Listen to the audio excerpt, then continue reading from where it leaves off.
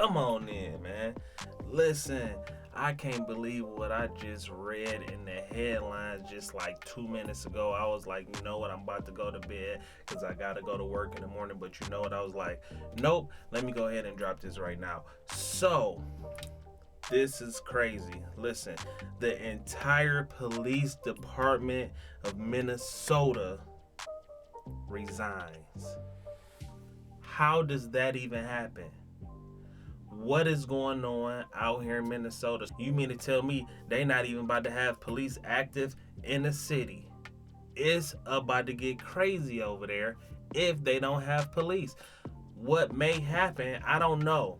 Like I said, I just read the headline. We about to go right into it. But they may have to call the National Guard until they get police. I don't know, but let's dive into it right now. This is a crazy situation. This is happening right before our eyes. First time in history. Let's get right into it. Tonight, the southeastern Minnesota town of Goodhue is racing against the clock. In less than 10 days, they will be without a police force after the entire department suddenly resigned. Jennifer Hoff is live in Goodhue, where an emergency meeting was held tonight. She has the very latest. Jennifer? Randy, the council members tonight were visibly upset as they tried to figure out what to do next. The mayor even saying that she was blindsided by these resignations, but that she does plan to meet with the sheriff here in the county, at least to figure out some coverage for the short term. Motion carried to approve the agenda. A special meeting tonight in Goodhue, a small town about an hour southeast of Minneapolis, that its council confirmed lost its entire police department and now is left spinning its wheels. I was floored. Catching even the people who live here off guard. I just thought one. I didn't realize all of them. We're not the first, and we won't be the last. The mayor saying she was saddened to receive the resignations of all 7 of its officers, including the chief, in response to concerns over pay. We knew we were on the low side. And 7, that's it? We were trying very, very hard to bring those numbers up. The mayor says the city gave its officers a 5% pay increase and the chief a $13,000 raise at the beginning of the year, as the council now works to restructure its budget to compete with bigger cities. We are all devastated by this. We're trying to muddle through this and do the best we can and provide service for our community. Some 1,200 people live here, the council saying it's considering contracting with the Goodhue County Sheriff's Office for now, as its own officers will work through next week. I mean, I think we could do okay with 3, and feel protected. Our town is pretty quiet, The council agreeing it wants to rebuild its force and its future. This is a great place to live and to work, and I think we'll get them back here. It's just going to take some time and some rebuilding. There's also this, too, the mayor acknowledging that there are more than 200 police officer positions that are open all across the state.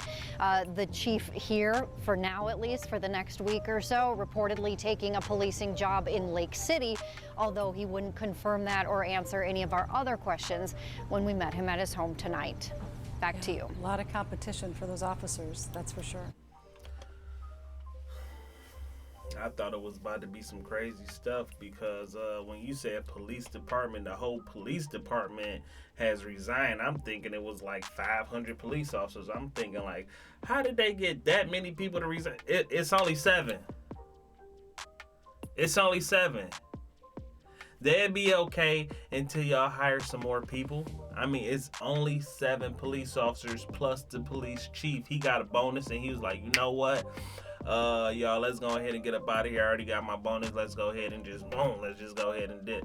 You know what I'm saying? We will be better appreciated somewhere else. Well, one thing about it is we're going to start seeing that everywhere. I mean, we've already been seeing that happening in every type of work atmosphere in America, at least because inflation is so high. Like, how do you expect people to survive off of the wages that they are being paid? Okay, one thing about a lot of people nowadays is they have a job and they have a couple side hustles or whatever the case may be, just to make sure that they make ends meet. And then on top of that, they are able to live life to a certain extent, but not be in the negative or be broke or whatever the case may be. So they have to hustle in order to avoid the struggle.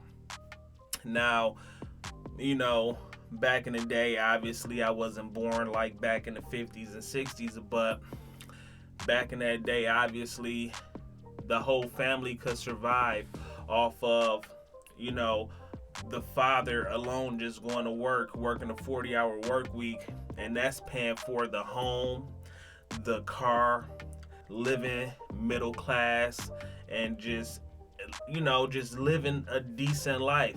Well, now fast forward to 2023, gas is $4 a gallon, and that's just where I'm at. Ain't no telling how much it is in California.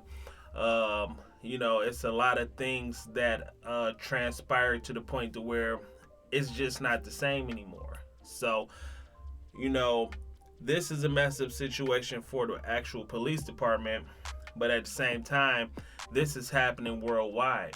The wages have to be increased in order for us to survive. So you have to understand that if these people are not getting paid enough, it's going to mess up their mental stability. They're not going to be mentally stable anymore, because now they're going to sleep thinking about, okay, well, this bill has to be due tomorrow, or something might get shut off. Now we are put into a crunch to where it's like, okay, now what do I do? Because I depended on this job, I depended on the government, I depended on X, Y, and Z, and what I was told was not actually happening and is not being put to fruition. So with that being said, people are finding other ways to create income, or people are just straight up leaving their jobs and saying, you know what, to hell with this job. You know what, I'd rather live off grid. I'd rather live off of the land. I would rather do this than to be a slave to this system, not only this corrupt system, right? So hey, it's an eye-opener to not only the police department, but the whole world, the whole globe. And the question is how much can you take? How much can you bear? How much can one person bear?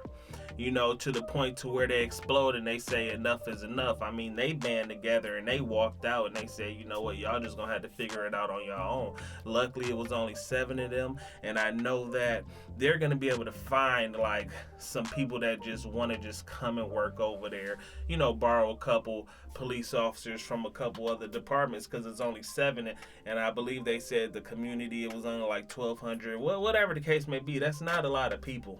But at the end of the day, it's an eye-opener, because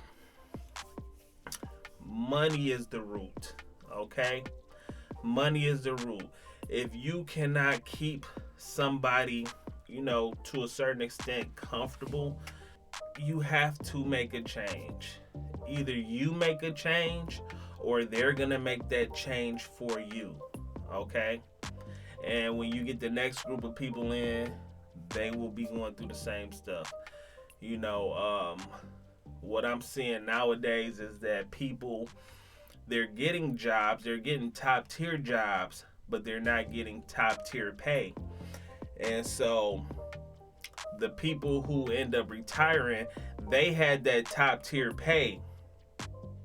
But as the newer generation come in, they start them off at way lower wages. And the reason why they do that is because they know that the people that are coming into these jobs are more so desperate, so they're willing to settle for those wages. But should you really settle for those wages? Well, hey, the choice is yours, but I'm going to tell you this. You have to worry about your life and worry about your own future. So what are you going to do to make sure that your future is secure? because there is a video some not construction workers, some truck drivers, they ended up losing a pension, and I believe this guy, he was retired or whatever the case may be, but he lost his pension out of nowhere and he exploded. And of course that's what he should have did, because if I was in his position, I would have went off too, because I worked for this company for 30 years. And then you mean to tell me I'm about to retire, but now I don't have a pension. So now I can't retire. So the system is totally screwed. And, you know, not only is the system screwed, they're screwing us at the end of the day. So they made a stand. The question is what will you do with your life? Are you going to be the one to make a stand? Are you going to accept those low wages, or are you going to find another route?